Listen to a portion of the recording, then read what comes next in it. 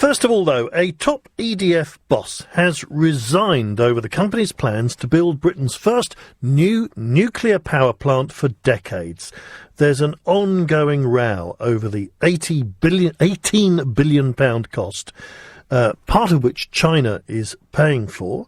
The government wants to increase nuclear power and phase out the use of fossil fuels to help with climate change.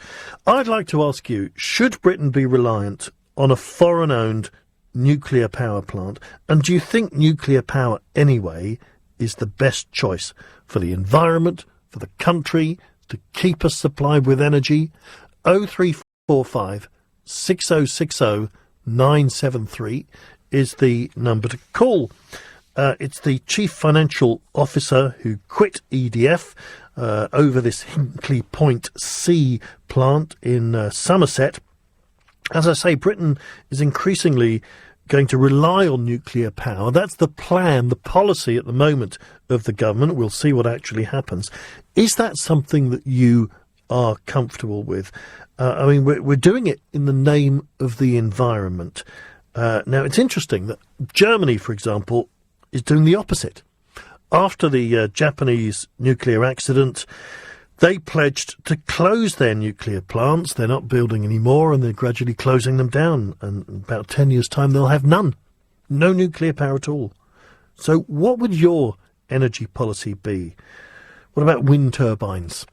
What about solar panels? Do you trust nuclear power? We're talking about an £18 billion plan. It will produce a lot of electricity. A big chunk of the UK's needs will be met if it happens by this new nuclear power plant. China are buying into it. In fact, they're paying for it, really, along with EDF. But there's a bit of a row, as I say, over where the money is going to come from. It's not going to come from us. But then it won't be our power plant. 0345 6060 973. If you were in charge of our energy policy, what would you do? Where would it come from? Lots more windmills, solar panels maybe, water power that we could harness, coal, gas? What should the mix be? Or would you be fully behind this new nuclear power station? 0345 6060 973 is the number to call. Let's get a view first from Tom Burke, environmentalist and former government advisor on the environment. Good evening, Tom. Good evening, Clive. Hi. Thanks for joining us. So this resignation, first of all, we've heard about this today, but does this mean that the Hinkley plant will still go ahead? I think it's a very serious blow to its prospects of going ahead. My sense of it is if your finance director says this is a very bad deal, which he clearly has done, then to go ahead with it is folly. And what's your view of this? Do you think it's folly to go ahead with it? I'm afraid I do. It's always been a very bad deal. A lot of people have been saying so now for quite some time. Very bad for the country, not very good for the climate, not very good for our energy security. Even the Chancellor's father-in-law said so again recently, that he thought it was a bad deal. You've had a former cabinet secretary saying he thought it was a bad deal. So there's an awful lot of opinion from all quarters building up saying, look, something that charges you more than twice the current price of electricity and you guarantee now to pay that for 35 years, it's probably not the best thing in the world. Yeah, we should explain. China have got this interest in it, EDF as well, and part of the deal is that in return we're promising to pay a kind of a big bonus when we buy the electricity back. Well, we're essentially promising to buy all of the electricity it produces for 35 years. What's really strange is how a government that believes in markets could think there was any sense in trying to buy something for 35 years in advance.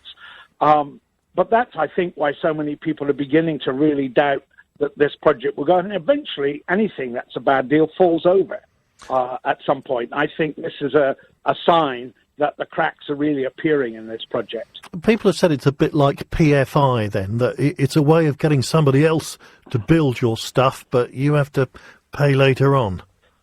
Well, I think that's true, but what you're now seeing is that the French EDF can't themselves come up with their share of the £18 billion that this is supposed to cost. And it's because in order to do that, they've got to sell other assets so they can finance their bit of it, the bit that isn't being paid for by the Chinese, that I think the finance director has resigned, because what he's clearly saying, and what the French unions clearly believe, is there are better things for EDF, which is in a lot of trouble financially, to be doing with that money than paying for a bit of a white elephant of a nuclear project in Britain. And the policy at the moment, as I gather it, for the current government, though, is to push forward with nuclear power. And they say that is the answer to our energy needs, and that it's greener. Yeah, they say both of those things. It's certainly low carbon, but if you're going to be dealing with climate change, you need things that you can have now, right away, not something that you've got to wait 10 years for it to be built. And frankly, we could do much better now paying for renewables, paying for interconnectors with the confident, paying for much more energy efficiency, which would get bills down really fast. All of that would give us greener and cheaper and more reliable energy supply than this very speculative project, which is going to cost a fortune.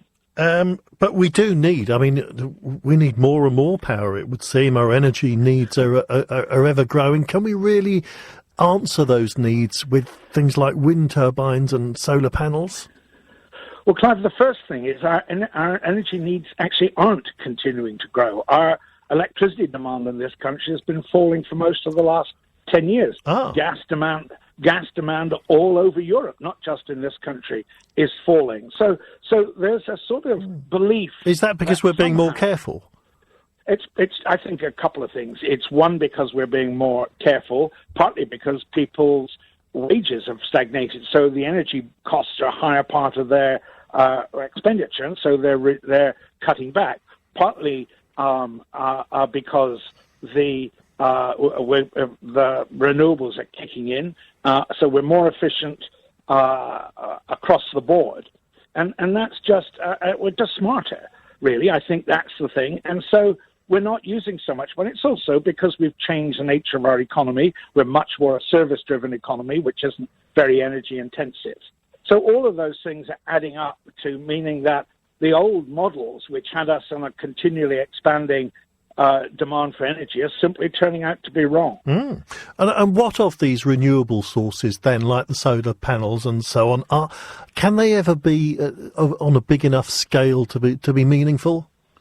Well, actually, renewables last year provided more of the electricity we used in Britain than did nuclear.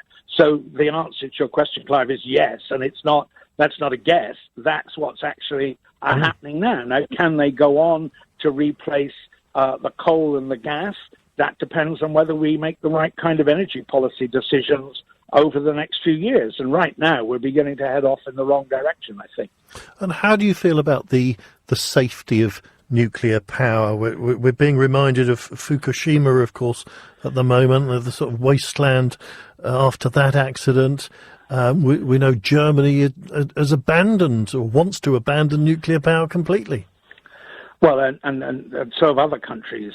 Italy, for instance, Sweden has gone back to saying it will phase out its reactors.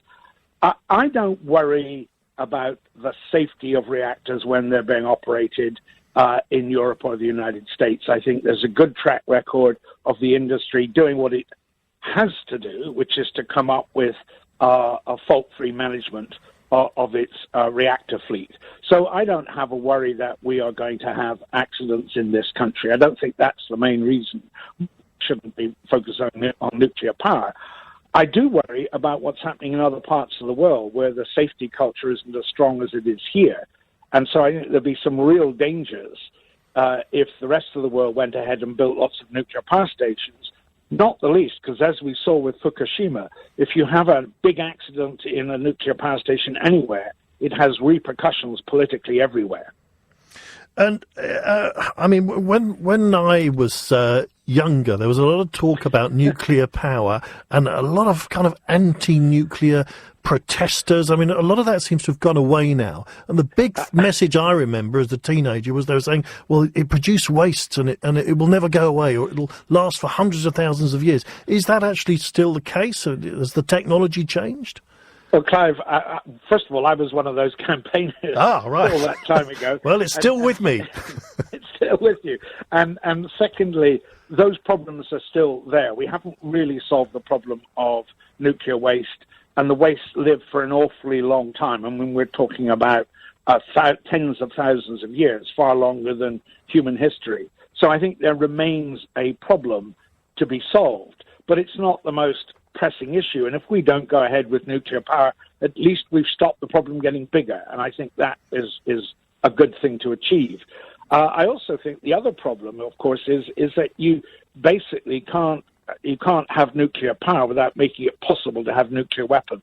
So again, pretty dangerous if you think the world was going to go nuclear. You'd be giving an awful lot of countries the capability to build nuclear weapons, and I don't think that would be very good for our safety and security. But if the Hinkley latest plan flops, you won't be sorry. I won't be sorry at all, and I think if the Hinkley flops, then I think that's really going to be the end of nuclear power in this country, which I think would be a good thing. Gosh, OK, Tom, thank you very much. Tom Burke, former government advisor on the environment. What do you feel about this, then? It's sort of hanging in the balance.